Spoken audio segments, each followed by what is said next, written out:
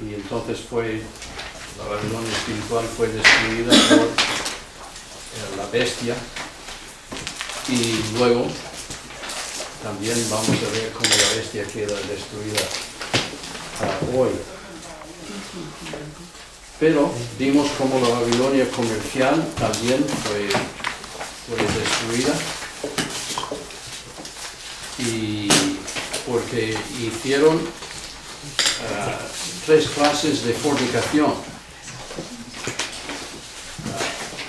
la física, la espiritual, adorando a ídolos, y luego también la comercial. Y no en el sentido de que la comercial sea pecado en sí, sino que hicieron del comercio su ídolo. Quedaron confiando plenamente en eso, sin pensar para nada en Dios. Y eso es idolatría, y vemos mucho de eso hoy en día. No hay nada de malo en tener dinero y emplear el dinero. El dinero es una herramienta, igual como un martillo, o como un coche, o como una casa, o como cualquier otra cosa. Pero cuando nos fijamos en eso como el todo lo que hay, sin reconocer que todo ello viene de parte de Dios, entonces se hace de ello un ídolo, y Dios llama eso fornicación. Entonces eso nos lleva al capítulo 19, y empezando vemos cómo hay alabanzas en el cielo. Y hay alabanzas en el cielo porque la destrucción de Babilonia señala el final de la gran tribulación. Lo sombrío da paso al cantar, da paso al milenio. Hay alabanzas en el cielo porque la destrucción de Babilonia señala el final de la gran tribulación. Entonces lo sombrío da paso al cantar y da paso al milenio.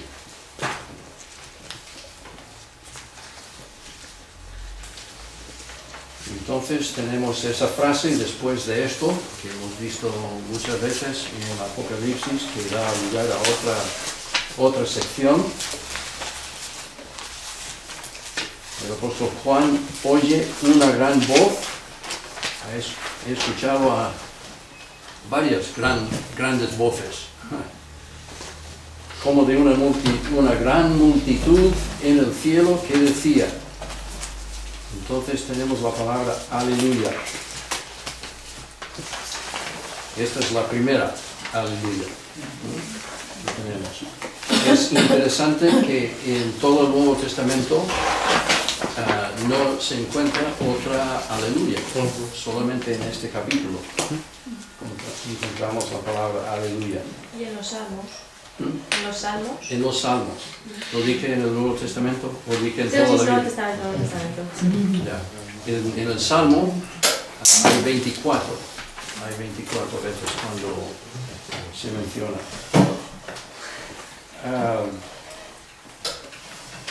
Significa alabar al Señor, y seguramente esto es algo muy famoso, probablemente la mayoría de vosotros lo sabéis.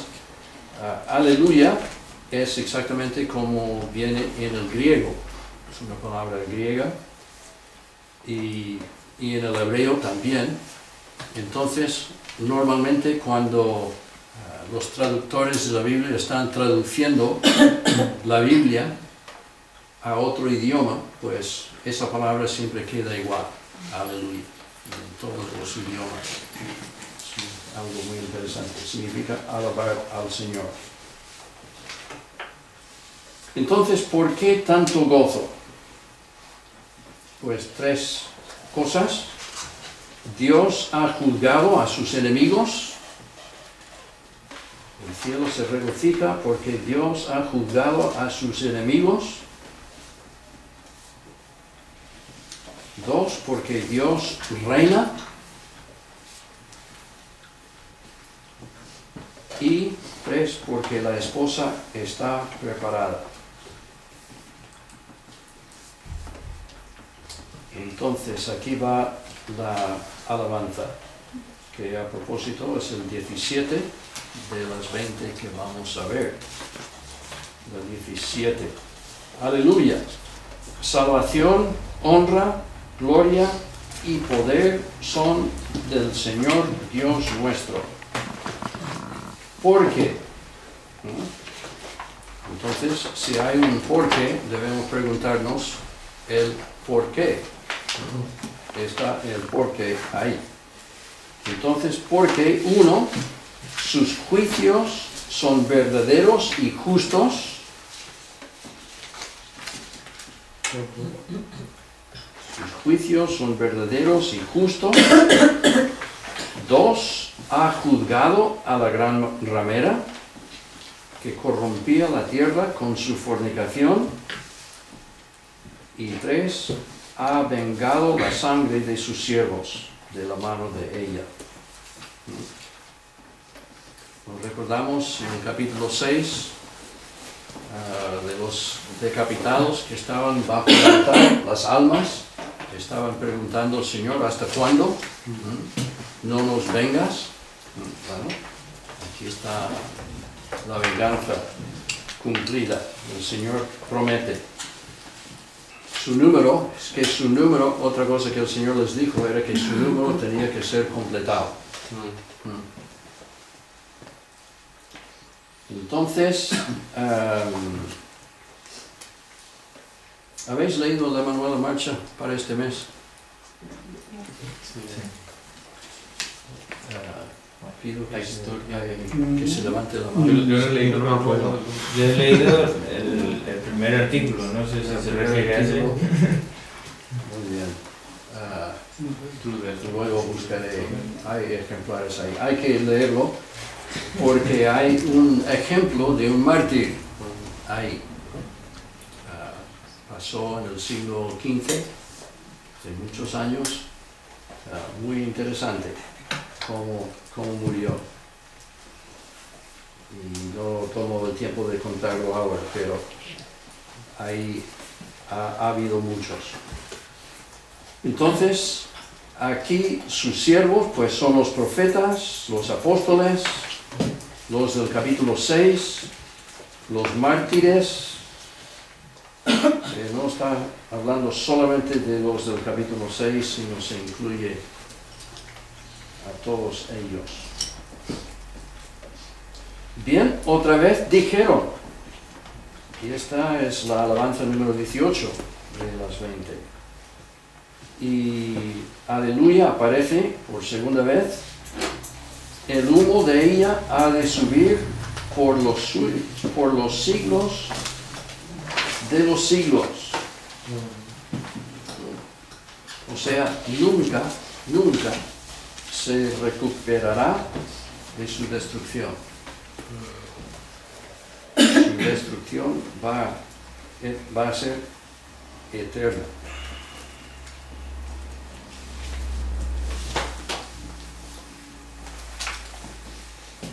Entonces los 24 ancianos y los 4 seres vivientes se postraron en tierra y adoraron a Dios.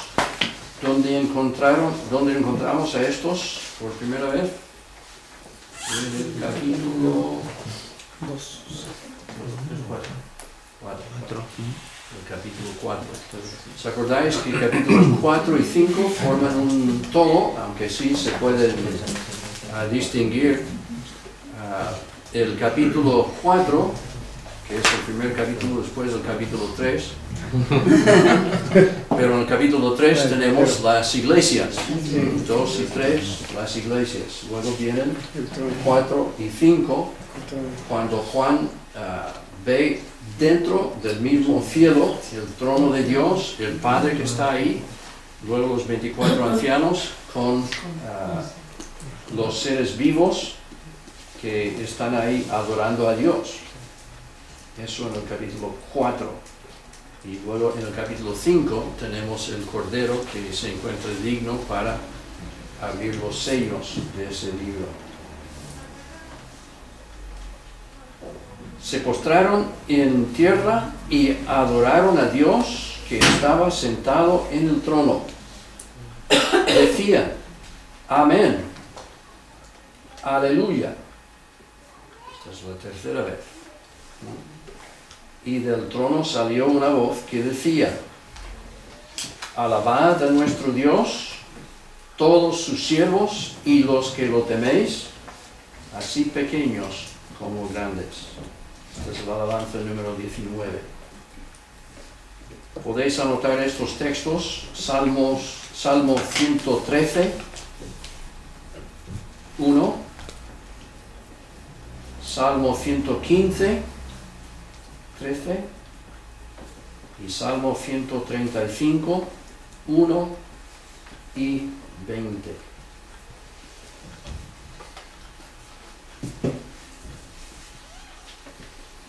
Y Juan dice, oí como la voz de una gran multitud, como el estruendo de muchas aguas y como la voz de grandes truenos. ¿Qué decía?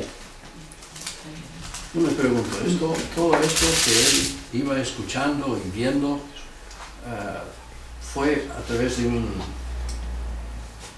semana, 2 semanas, un día, como la Escritura no nos lo dice, ¿no? Pero sí que tenía que haber tenido sus poderes de observación bien abiertos.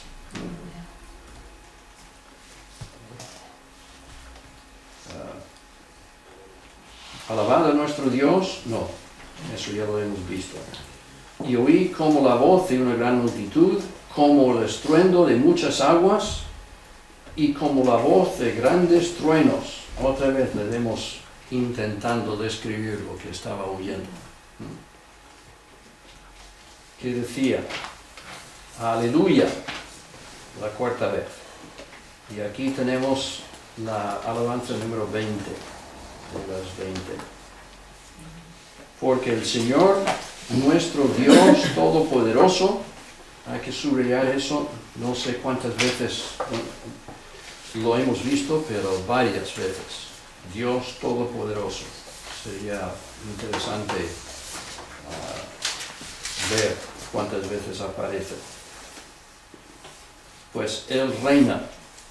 Gocémonos, alegrémonos y démosle gloria, porque han llegado las bodas del Cordero y su esposa se ha preparado. Y a ella se le ha concedido que se vista de lino fino, limpio y resplandeciente. Entonces el lino fino representa las acciones justas de los santos. O sea,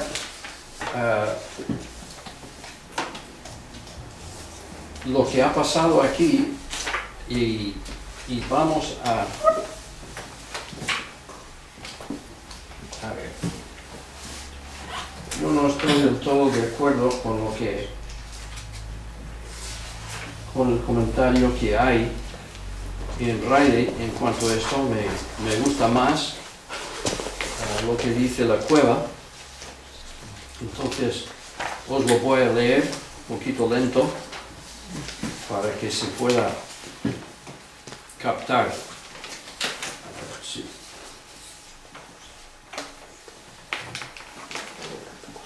Entonces, la gran multitud anuncia ahora algo más grandioso: las bodas del Cordero, en el versículo 7 que acabamos de leer ahora. Como especifica el versículo 9, es el banquete, o sea, la cena de la boda del Cordero. Para que el lector no se confunda, debo aclarar que la ceremonia de los desposorios se celebró en el cielo, antes del capítulo 4, versículo 1. O sea, después del capítulo 3, Antes de empezar el capítulo 4, entonces fue la ceremonia de los desposorios ¿Eso qué es? ahí en el cielo. Ahora vamos a llegar a eso.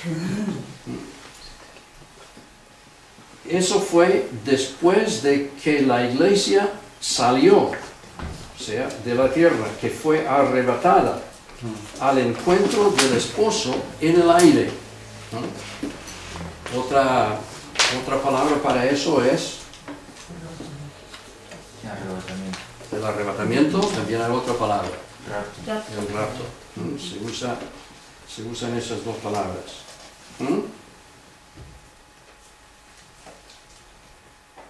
Eso lo vemos en 1 Tesalonicenses 4, 17 en adelante, propósito.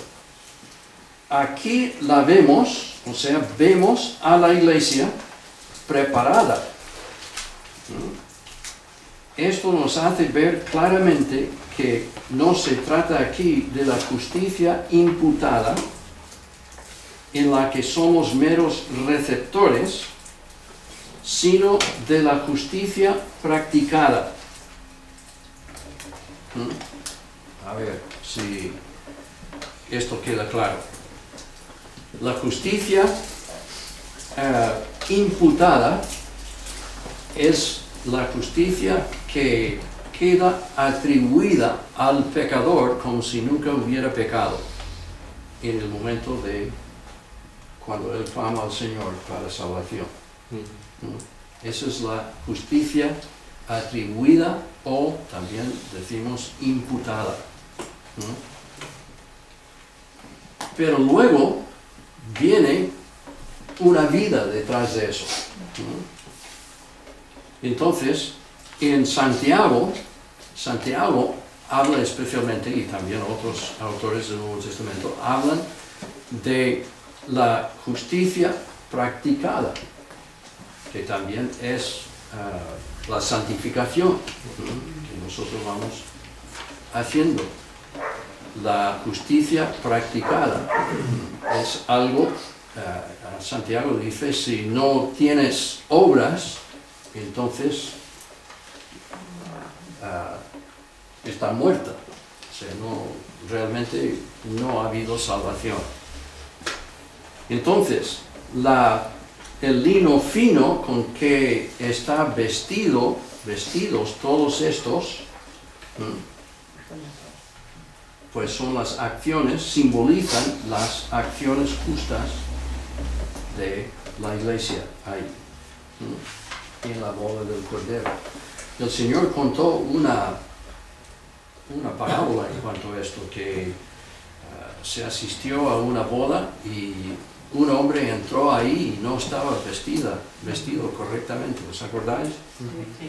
Y el Señor le manda a las tinieblas de afuera. O sea, para entrar en la presencia del Señor hay que estar bien vestido, vamos a decirlo de esa manera. De ahí la frase final del versículo 8, las acciones justas de los santos, o sea, la dedicación de los ya consagrados. Voy a leerlo otra vez. De ahí la frase final del versículo 8, que dice las acciones justas de los santos, que es la dedicación de los ya consagrados. Ya se ha quitado las manchas y arrugas de Efesios 5:27. Ese pasaje que siempre leemos en las bodas, que el matrimonio simboliza el matrimonio de Jesús con su iglesia, y Jesús vivió y murió para quitar las manchas y arrugas que nosotros tenemos. Así que, como ya están vestidos, se ve que ya no tienen pecado. El pecado es cosa del pasado. Ahora, habla de las bodas entre los judíos, que se hacían del modo siguiente. Primero, cuando todavía eran niños los contrayentes, sus padres respectivos solían arreglar el contrato matrimonial y se pagaba la dote.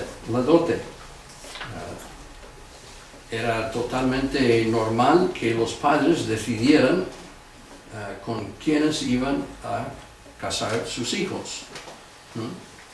Y eso para el mundo occidental se ve, que mis padres decidan con quién yo me voy a casar. Jamás, dice un occidental. Pero sabéis que eso es la norma en países como Japón. Los japoneses todavía practican eso. Conocemos a misioneros que estuvieron ahí muchos años. Ellos dicen que todavía eso es como se hace. Los padres dicen, pues esa persona ahí sería una buena mujer para nuestro hijo. Entonces ya entablan conversación y todo, y la cosa queda decidida o no. Bueno, eso es lo que pasaba en los tiempos de Jesús. Entonces, en segundo lugar, cuando la pareja llegaba a la edad adulta conveniente para ambos, el novio y sus amigos iban a la casa de la novia para escoltarla a la casa del novio. Eso lo vemos en la parábola de los 10 vírgenes. ¿Os acordáis de esa parábola?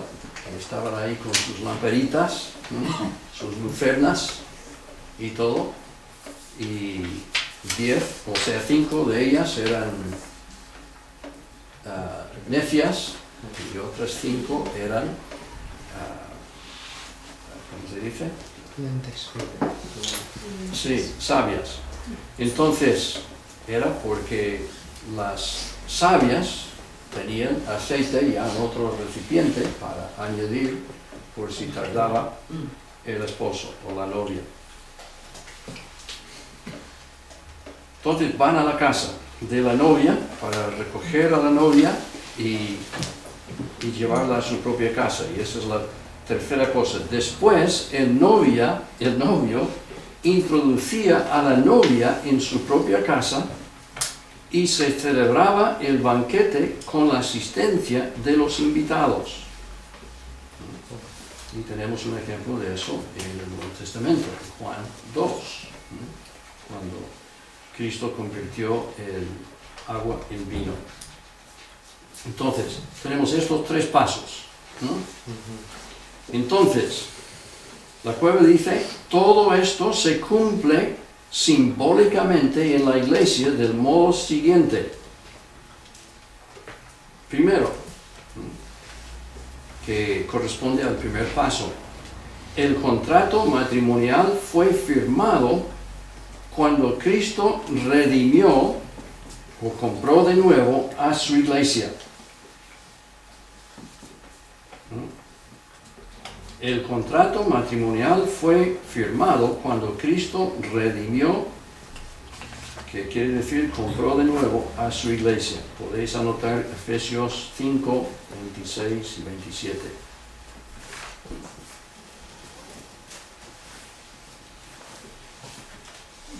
La segunda etapa, o sea, cuando el novio y sus amigos van a la casa de la novia, la segunda etapa se cumplirá cuando Cristo venga a recoger a su esposa en el arrebatamiento.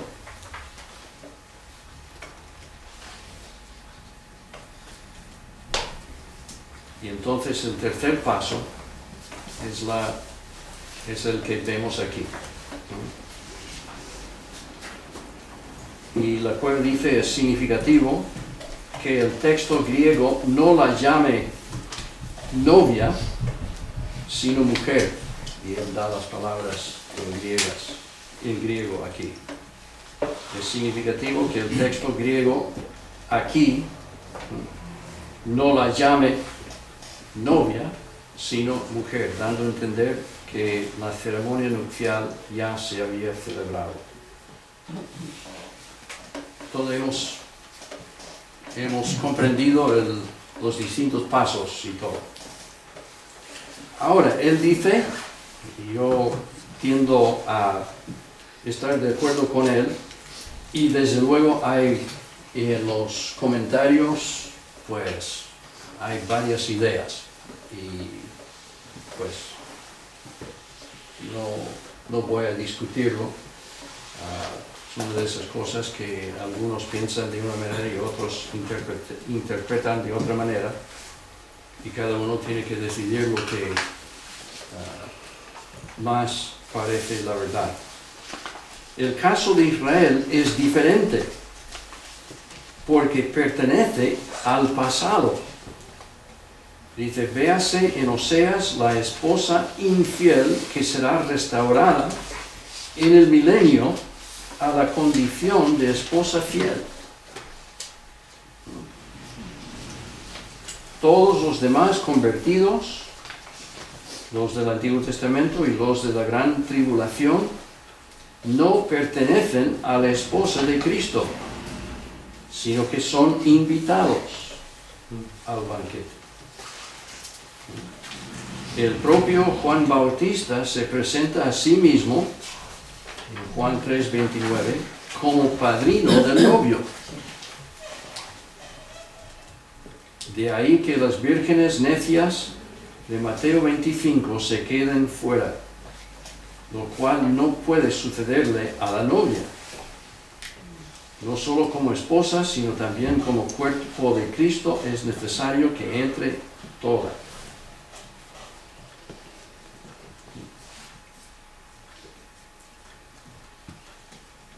Y luego cita a Wiersbe, pues lo digo en inglés, no hay manera de decirlo en español. Wiersbe, algo así.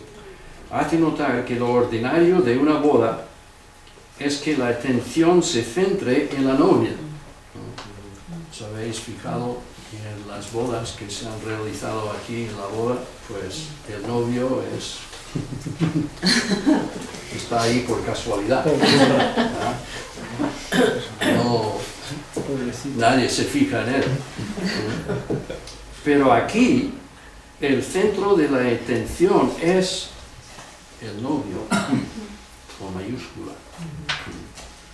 Lo cual no debe extrañarnos por una razón muy sencilla. En las bodas que se celebran entre los seres humanos, tanto la novia como el novio se hallan al mismo nivel. Y en ese nivel es normal que la novia sea el centro principal de interés. En cambio, en esta boda, el novio, con mayúscula, trasciende infinitamente el nivel de la novia, y además, la boda es exclusivamente obra suya.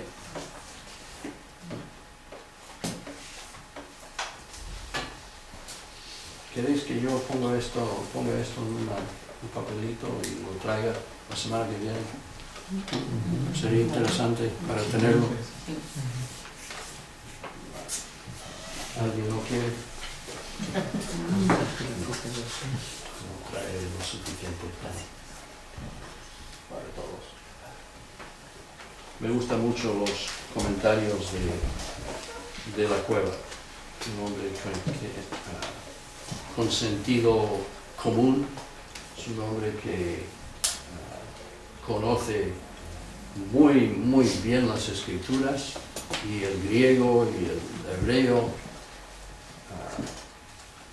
Un hombre, desde luego, que el Señor usó mucho.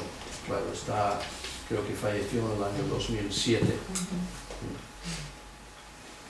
Y conoció al Señor, fue salvo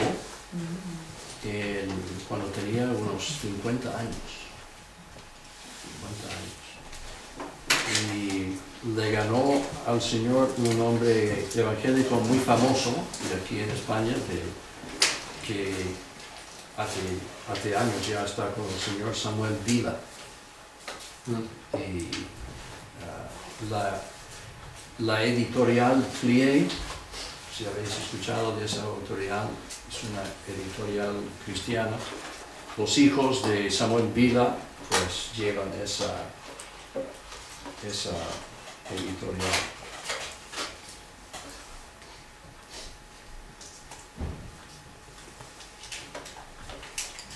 Bien, entonces hemos hablado del lino fino, que representa las acciones justas de los santos. Entonces, la cena de las bodas del Cordero. El ángel me dijo, escribe, bienaventurados, esta es la cuarta bienaventuranza, la cuarta de las 7 que hay. Bienaventurados los que son llamados a la cena de las bodas del Cordero.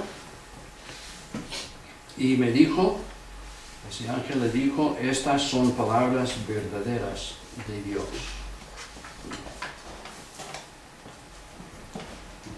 No haría falta decir eso, ¿verdad?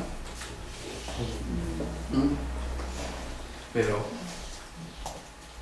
es que el hombre es tan dudoso en todo. Yo me postré a sus pies para adorarlo, pero él me dijo, mira, no lo hagas. Yo soy consiervo tuyo y de tus hermanos que mantienen el testimonio de Jesús. Adora a Dios. Dice, yo soy consiervo. Yo he puesto un rectángulo alrededor de con. Se está diciendo que está en un sentido al mismo nivel que Juan. Yo soy siervo igual como tú eres siervo. Yo soy consiervo tuyo. Y que mantienen el testimonio de Jesús. El testimonio de Jesús es el espíritu de la profecía. O sea, el estudio de la profecía debería testificar a Jesús.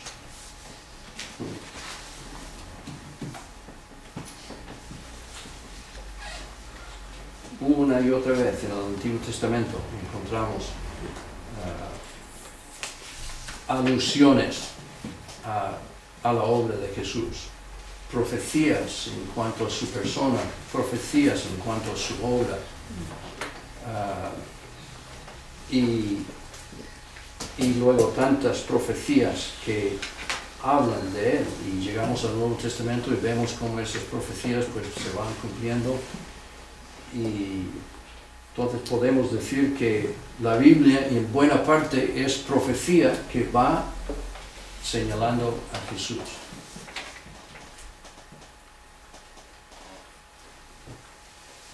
Entonces,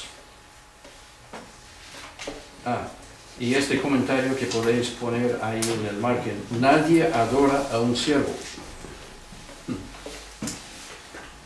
Nadie adora a un siervo.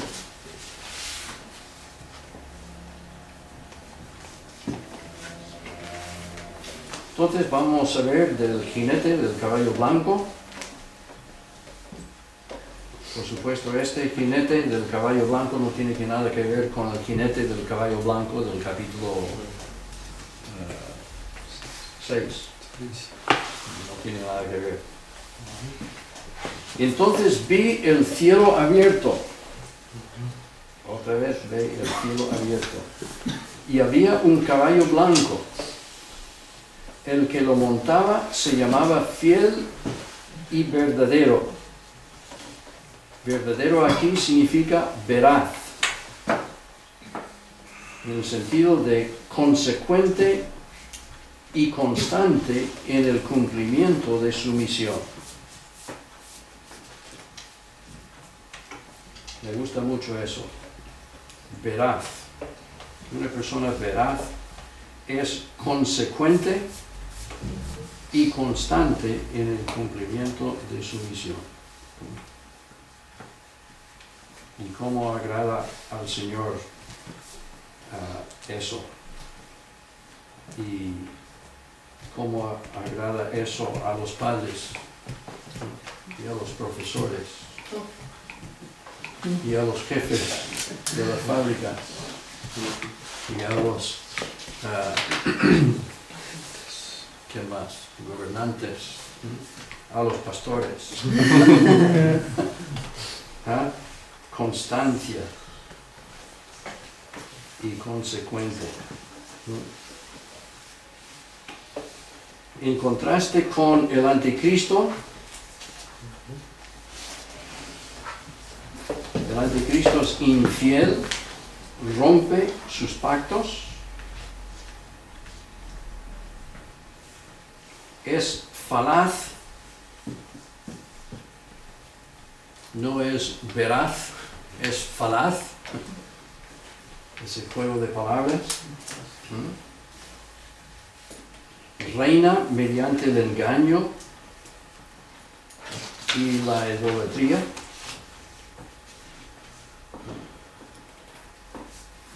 Dios es veraz y Satanás es falaz.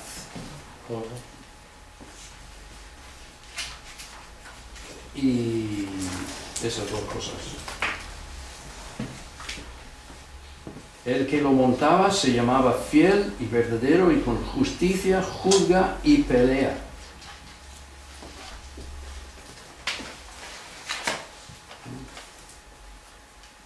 El mundo no quiere pensar de Jesús de esa manera. Jesús es un bonachón que pues ama a todos y no lo ven como uno que juzga con justicia y que pelea. Sus ojos eran como llama de fuego, en su cabeza tenía muchas diademas, no un número limitado, y tenía escrito un nombre que ninguno conocía sino él mismo. Estaba vestido de una ropa teñida de sangre y su nombre es la palabra de Dios. Y aquí viene algo muy interesante. Palabra es la misma palabra como verbo que vemos en Juan 1:1. En el principio era el verbo, y el verbo era con Dios, y el verbo era Dios. Y luego dice que todas las cosas por Él fueron hechas. Entonces aquí encontramos al que habló y todo fue. Y ahora vemos al final la consumación. Le vemos juzgando, peleando y luego bendiciendo a los que están con él. ¿No es interesante? Así que al lado de donde dice la palabra de Dios hay que poner verbo. Los ejércitos celestiales, vestidos de lino finísimo, blanco y limpio. Ya sabemos lo que significa el lino finísimo.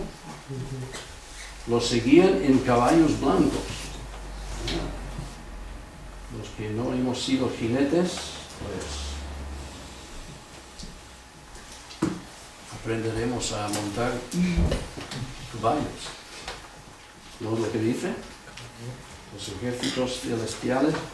Es porque decimos que en el arrebatamiento Jesús viene por sus santos. Y aquí Jesús viene con sus santos. O sea, los santos que han estado en el cielo en esos 7 años, mientras tuvieron su propio juicio del tribunal de Cristo, pero ahora regresan con Él a la tierra. De su boca sale una espada aguda para herir con ella a las naciones, y Él las regirá con vara de hierro. Él pisa el lagar del vino, del furor y de la ira del Dios Todopoderoso. Ahí está, el nombre de Dios así otra vez. En su vestidura y en su muslo tiene escrito este nombre: Rey de Reyes y Señor de Señores. ¿Y por qué su muslo? Pues posiblemente sea una referencia a Jacob. En el Antiguo Testamento, ¿os acordáis cuando Jacob luchó con Dios?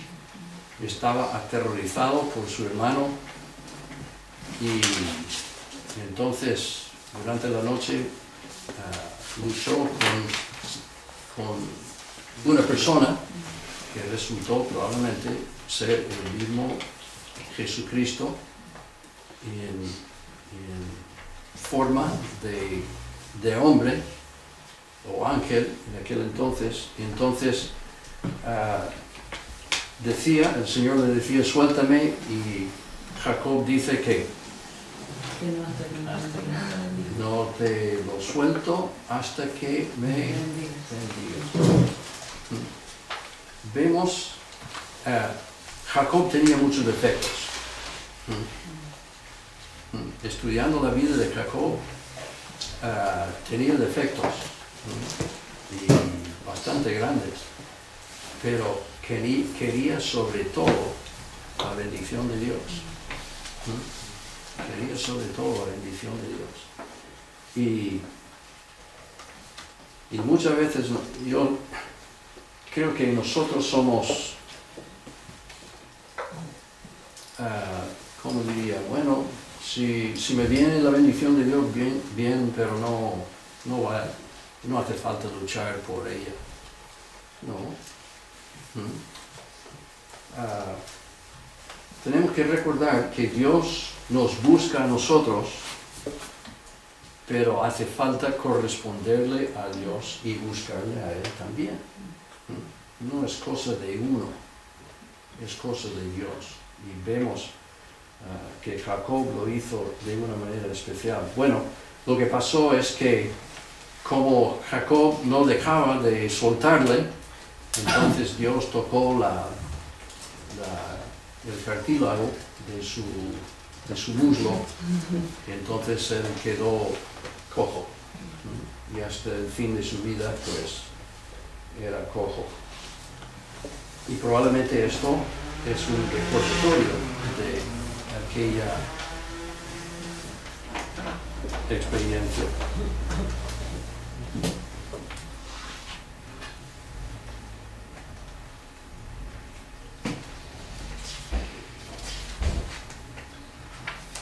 Bien, vemos aquí que el agente de Dios en la creación, o sea, el verbo, lo es también en la consumación.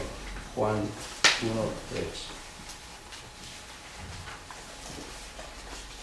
Eso de Jacob se encuentra en Génesis 32, si queréis anotar la cita. También en el margen podéis poner Joel 3, 12 a 14. Joel 3, 12 a 14 y Zacarías 14, 3 a 4.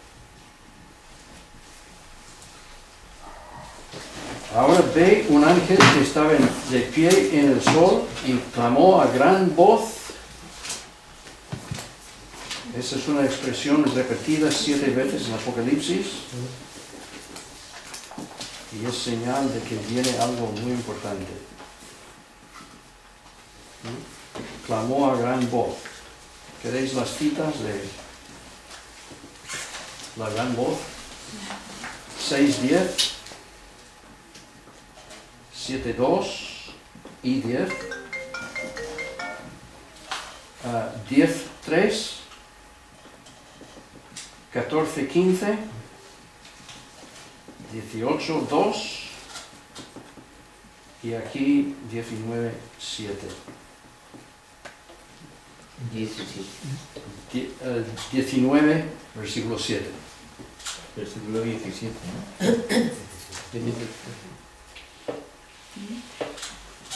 17, ya, perdón. Otra equivocación mía.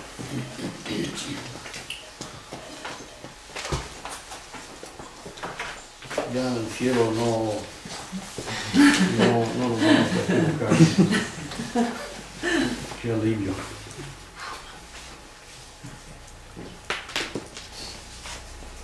Entonces clamó a gran voz diciendo a todas las aves que vuelan en medio del cielo: venid y congregaos a la gran cena de Dios, la segunda cena de este capítulo, para que comáis carnes de reyes, subrayar carnes de reyes y capitanes, carnes, subrayar de fuertes, carnes de caballos, subrayar carnes, y de sus jinetes, carnes, subrayar de todos, libres y esclavos, pequeños y grandes.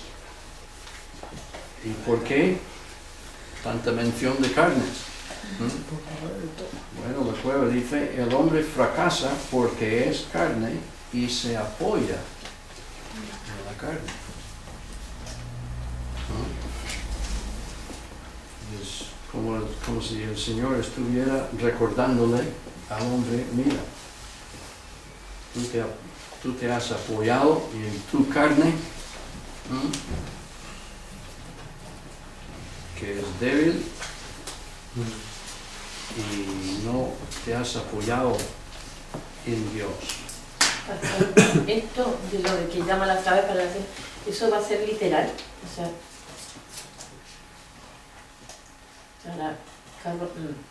Literal. Sí, tal como Literal. ¿Sabes cuando tengo un banquete? Literal. Vi a la bestia y a los reyes de la tierra y sus ejércitos reunidos para guerrear contra el que montaba el caballo y contra su ejército. La bestia fue apresada, y con ella el falso profeta que había hecho delante de ella, o sea, de la bestia, las señales con las cuales había engañado a los que recibieron la marca de la bestia y habían adorado su imagen. Estos dos fueron lanzados vivos dentro de un lago de fuego que arde con azufre. O sea, ellos son los primeros en ir al infierno, lo que es propiamente dicho el infierno. La Biblia lo llama el lago de fuego. Podéis anotar Mateo 25, 41. ¿Mateo qué? 25, 41. Los demás fueron muertos con la espada que salía de la boca del que montaba el caballo, y todas las aves se saciaron de las carnes de ellos. Otra vez la mención de carnes. Estos muertos resucitarán 1000 años después. O sea, serán resucitados después de los 1000 años del milenio.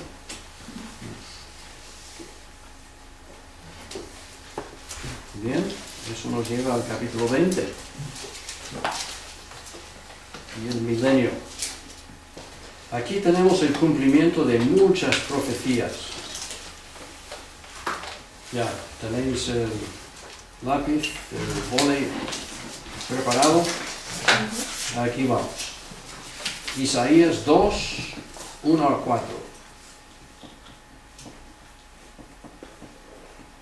Isaías 11, 1 a 9. Isaías 32, 1 y 2. Isaías 35, 1 al 10. Isaías 65, 18 a 25. Jeremías 31, 31 a 40. Jeremías 31, versículos 31 a 40. Daniel 2, 34 a 35 y 44 y 45. Zacarías 14, 3 a 9. Y esos son solamente unos cuantos, hay muchos más. Muchos más.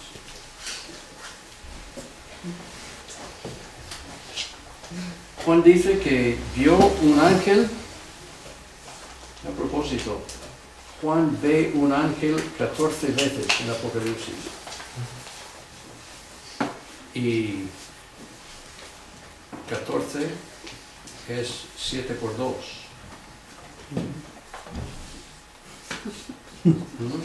Otra vez, 7. O sea, este libro no pudo haber sido escrito por un mero hombre. Había una mano guiando la mano y guiando el ojo y guiando el oído de Juan para que él observara todas estas cosas. Vio un ángel que descendía del cielo con las llaves del abismo y una gran cadena en la mano. Uno prendió al dragón, la serpiente antigua, que es el diablo y Satanás. Yo creo que queda bastante bien identificado, ¿no? Prendió y 2 lo ató por 1000 años. Y ahí tenemos la primera mención de 1000 años. Lo 3 arrojó al abismo. 4 lo encerró.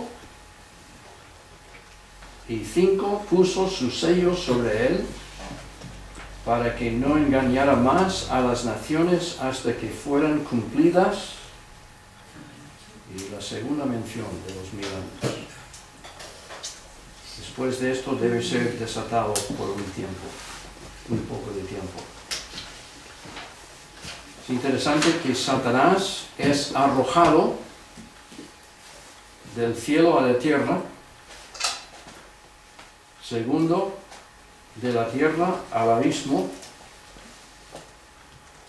Y luego ya vamos a ver al final aquí cómo es arrojado del abismo al lago de fuego, al infierno. Del cielo a la tierra, de la tierra al abismo y del abismo al infierno.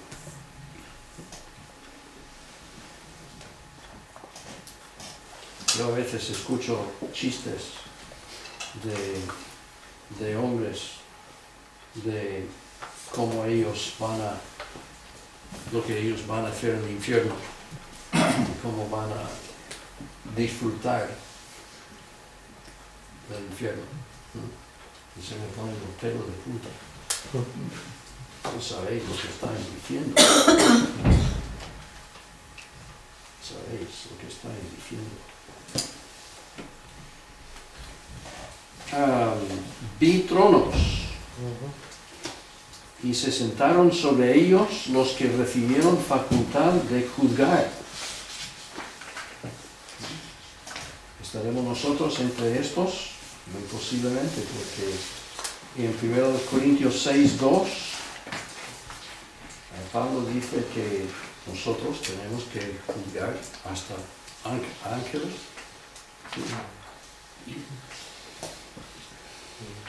Se sentaron sobre los tronos para juzgar. Y vi las almas de los decapitados por causa del testimonio de Jesús y por la palabra de Dios, los que no habían adorado a la bestia ni a su imagen, ni recibieron la marca en sus frentes ni en sus manos, y vivieron y reinaron con Cristo. La tercera mención de 1000 años. Ahora, ¿de quiénes está hablando? ¿Quiénes son estas almas?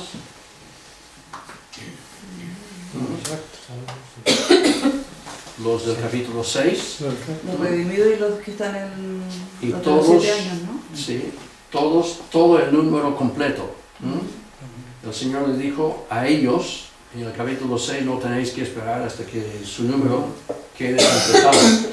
Bueno, ahora ese número está completado, entonces Juan les ve que viven y reinan con Cristo 1000 años.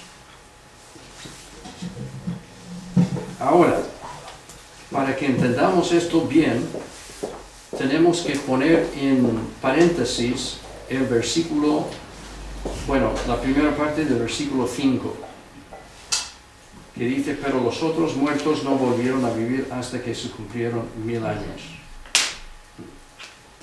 Esa frase está hablando de los inconversos. Entonces, en la próxima frase, cuando dice, esta es la primera resurrección, está refiriéndose a los que vivieron y reinaron con Cristo 1000 años, son estos que habían sido decapitados durante la gran tribulación. Entonces, esa es la primera resurrección.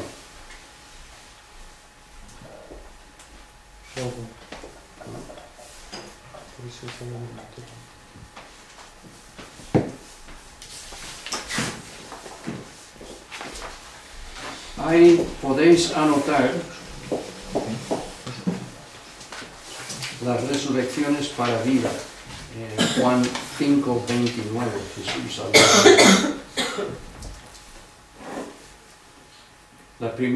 Las primicias de la resurrección es el mismo Señor Jesucristo. La Biblia le llama a Él las primicias de la resurrección. Luego, el rapto, la resurrección de 1 Tesalonicenses 4, cuando la iglesia será arrebatada. O sea, desde el día de Pentecostés hasta el rapto, el arrebatamiento. Luego tenemos esta resurrección aquí, que son los de la gran tribulación. Y luego habrá otra resurrección al final del milenio, por los que hayan muerto durante el milenio. Habrá otra resurrección ahí. Bienaventurado, esta es la 5ª vez, bienaventurado y santo el que tiene parte en la primera resurrección. La segunda muerte no tiene poder sobre estos, sino que serán sacerdotes de Dios y de Cristo. Otra vez tenemos Dios y Cristo, Dios Padre y Cristo juntos, y reinarán con Él 1000 años. Esta es la 5ª vez que se menciona 1000 años. Seguimos. Cuando los 1000 años se cumplan, y esta es la 6ª y última vez, es interesante que vienen en versículos sucesivos, empezando con el versículo 2, 3, 4, 5, 6 y 7. Las 6 menciones de 1000 años. Satanás será suelto de su prisión y saldrá a engañar a las naciones que están en los 4 ángulos de la tierra, a Gog y a Magog, a fin de reunirlos para la batalla. Su número es como la arena del mar. Subieron por la anchura de la tierra y rodearon el campamento de los santos y la ciudad amada. Ahora Jerusalén se le llama la amada, la ciudad amada.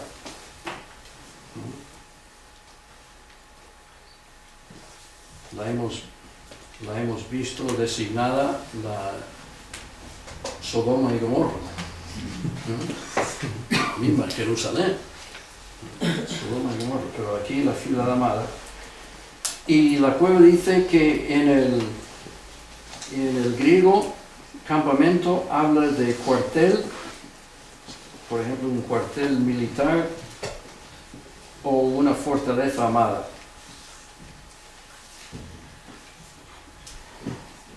Pero de Dios descendió fuego del cielo y los consumió.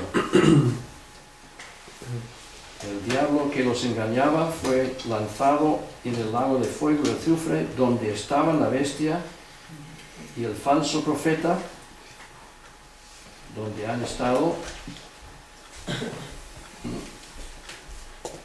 ¿Cuánto tiempo? 1000 años. 1000 años. Y serán atormentados día y noche, que quiere decir sin pausa, por los siglos de los siglos, que quiere decir eternamente.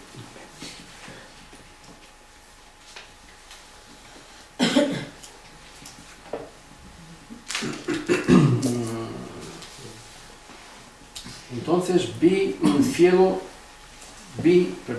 un gran trono blanco y al que estaba sentado en él, de delante del cual huyeron la tierra y el cielo, y ningún lugar se halló ya para ellos. Lo dice, huyeron la tierra y el cielo en el sentido de que no figuran ya el cielo y la tierra en estos momentos, lo que está pasando aquí. Toda la atención está centrada en el trono, quien está sentado en el trono, y luego las multitudes de personas que están de pie delante de ese trono. La tierra y el cielo pasan a un segundo lugar, diríamos nosotros.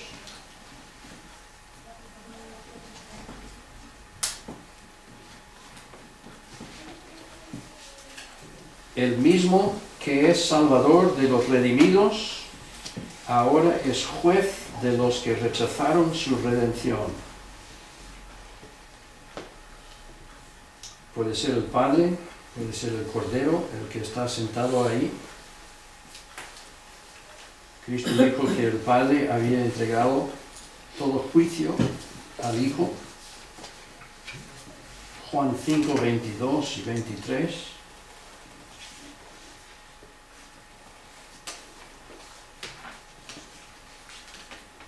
Luego dice, y vi los muertos, grandes y pequeños, de pie ante Dios, o sea, delante del trono. Y estos son los muertos de todas las épocas, o sea, los inconversos de todas las épocas, empezando desde Caín, porque Adán y Eva estarán en el cielo, ¿no?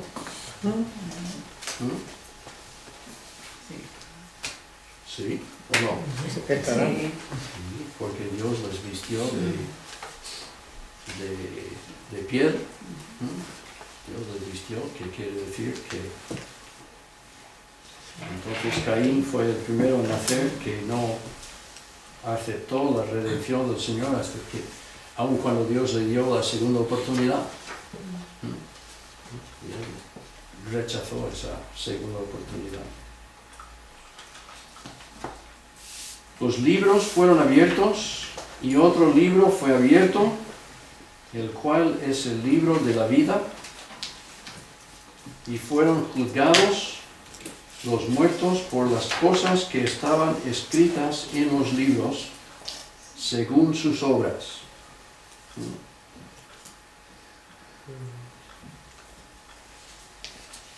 Fueron juzgados los muertos.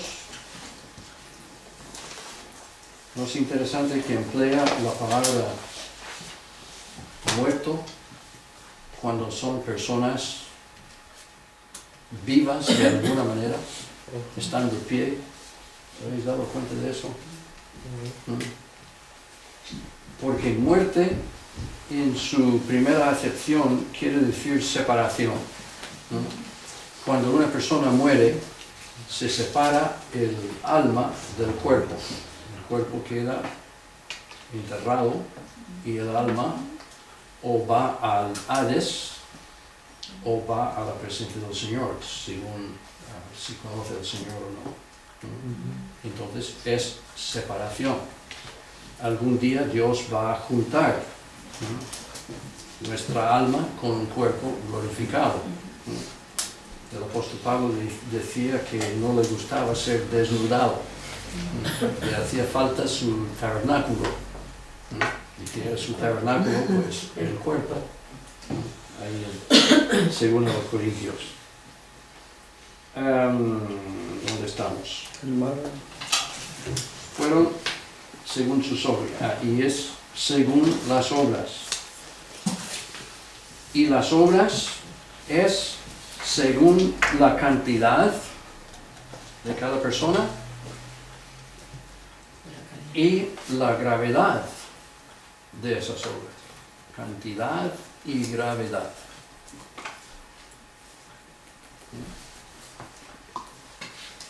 Porque habrá grados de castigo en el infierno.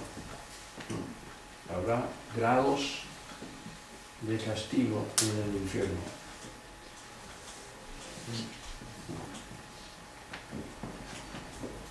Y sabemos que habrá grado de castigo porque se juzgan las obras. Igual como para los creyentes habrá recompensas. Algunos creyentes recibirán más recompensa que otros. Dios no juzga. El capítulo que habla mucho de eso es el capítulo 2 de Romanos, de cómo seremos juzgados según nuestras obras. Por eso, Pablo dice que el hombre está atesorando maldad, pero también nosotros como creyentes podemos atesorar. Tenemos una cuenta bancaria en el cielo donde podemos ir metiendo ingresos constantemente. Hay 5 juicios. A ver si encontráis sitio para anotar estos 5 juicios de que la Biblia habla. Primero, el tribunal, bema, es la palabra griega, bema de Cristo, el tribunal de Cristo.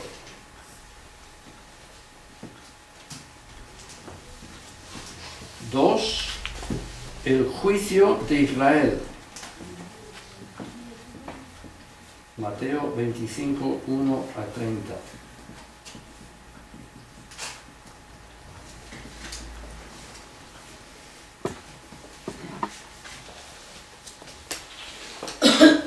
Luego, 3, el juicio de las naciones.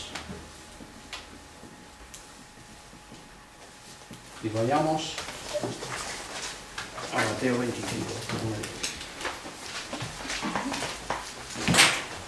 Mateo 25.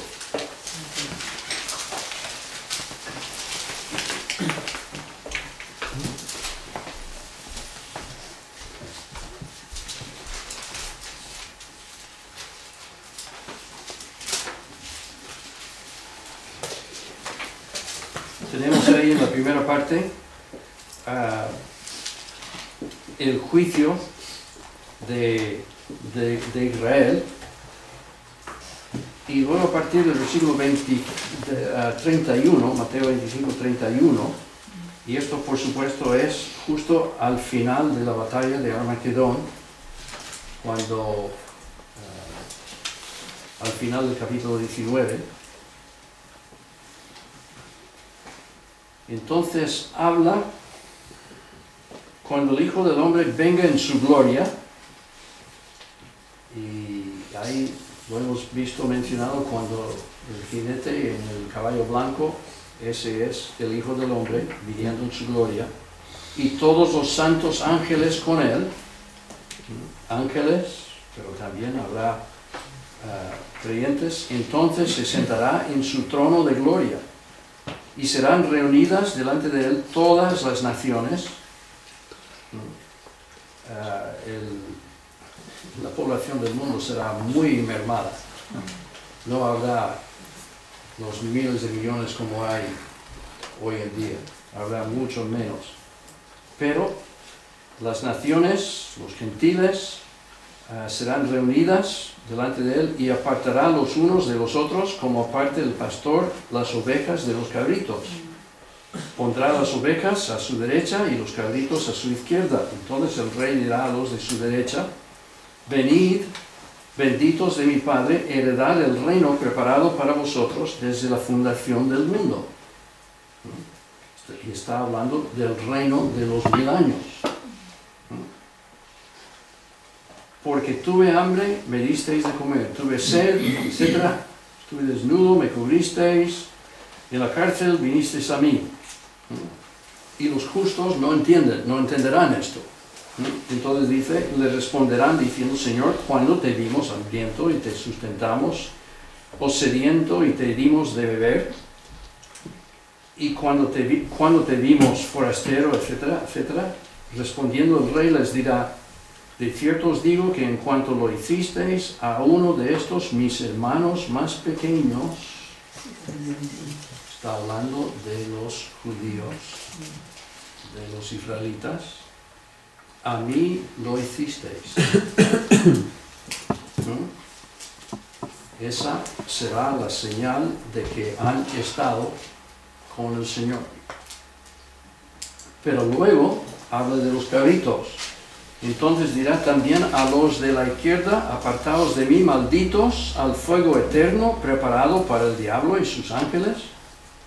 Porque tuve hambre y me diste y no me disteis de comer, tuve sed y no me disteis de beber, etcétera, etcétera. Entonces ellos le responderán diciendo: Señor, ¿cuándo te vimos hambriento, sediento, forastero, desnudo, enfermo, en la cárcel y no te servimos? Entonces le responderá diciendo: de cierto os digo que en cuanto no lo hicisteis a uno de estos más pequeños, tampoco a mí lo hicisteis. E irán estos al castigo eterno y los justos a la vida eterna. Entonces ese juicio será justo al final de la gran tribulación, y esas personas, las ovejas, justo con los judíos que habían aceptado a su Mesías, como vemos ahí a finales de Romanos 11, no todo al final, pero casi al final. Está en la primera columna de la página de la izquierda hacia abajo.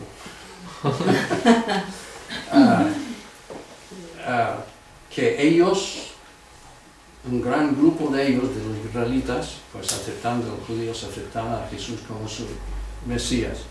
Entonces ellos entrarán justo con las ovejas, las naciones, en el milenio. En un cuerpo como el cuerpo que nosotros tenemos ahora. Entonces ellos repoblarán la tierra durante esos 1000 años. Y por supuesto, durante esos 1000 años Jesús estará reinando en Jerusalén, y la Escritura dice que la palabra de Dios correrá por todo el mundo. Y la cosa es que muchas personas nacerán,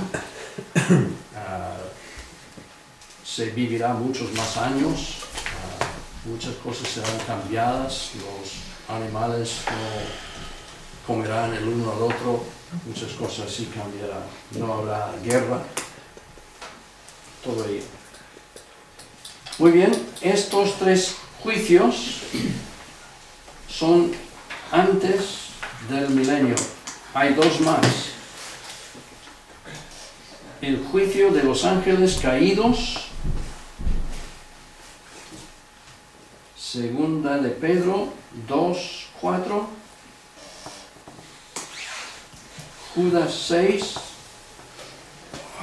Perdón, ¿la primera cita cuál es? Segunda de Pedro 2, 4. Judas 6. Apocalipsis 20, 7 a 10.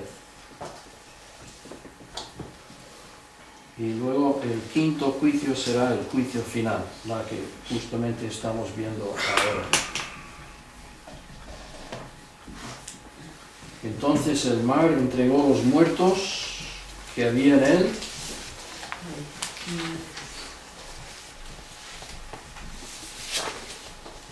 y la muerte y el Hades. La muerte habla de los sepulcros que entregarán los cuerpos, y el Hades que entregará el alma.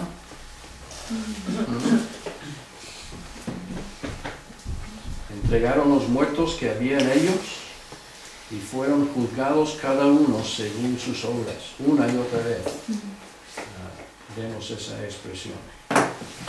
La muerte y el Hades fueron lanzados al lago de fuego. Como si Dios dijera, ya está. ¿Ah? Ya no va a haber, va a haber de ahí en adelante muerte y Hades. No va a haber tumbas, no va a haber cementerios de ahí en adelante.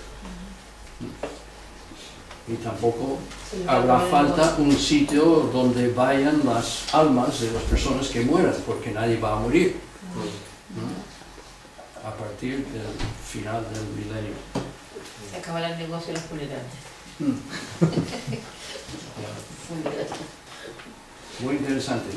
Nunca me había fijado en eso antes, que la muerte y el Hades fueron lanzados al lago de fuego. Todos los que habían en la muerte y el Hades son lanzados al lago de fuego, pero también las tumbas y el Hades son lanzados. Esta es la muerte segunda. O sea, es total separación de Dios para toda la eternidad. Y luego el que no se halló inscrito en el libro de la vida fue lanzado al lago de fuego. Mateo 18, 8. Mateo 18, 8. 23, 15 y 38. Mateo 25, 46, que ya hemos visto. Marcos 9, 42 a 46. Y este comentario de la Cueva: Dios no rebaja sus normas, ni altera sus demandas. Yo pensé en el joven rico,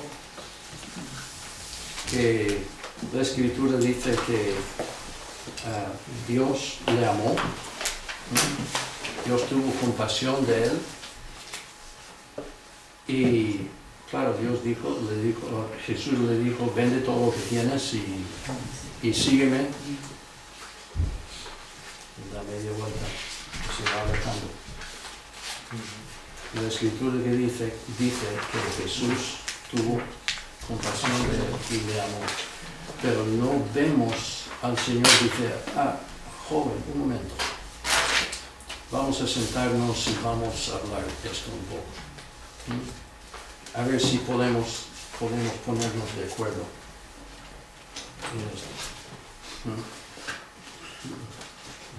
El Señor no lo dice. Dios no rebaja sus normas y no altera sus demandas. Algo que pensar.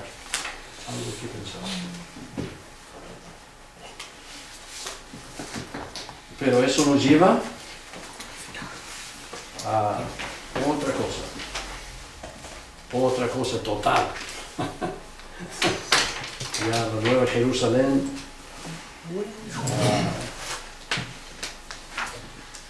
el epílogo, todo ello. Así que no faltéis la semana que viene. Bueno, Cristina va a faltar. Bueno, estaremos orando por ti. Y tengas buen viaje allá y estancia.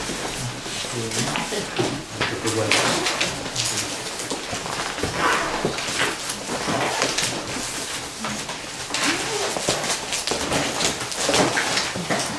Ahí lo que cambio es la semana que viene yo prepararé algo. Muy ligero. Hacia la baja. Los exámenes.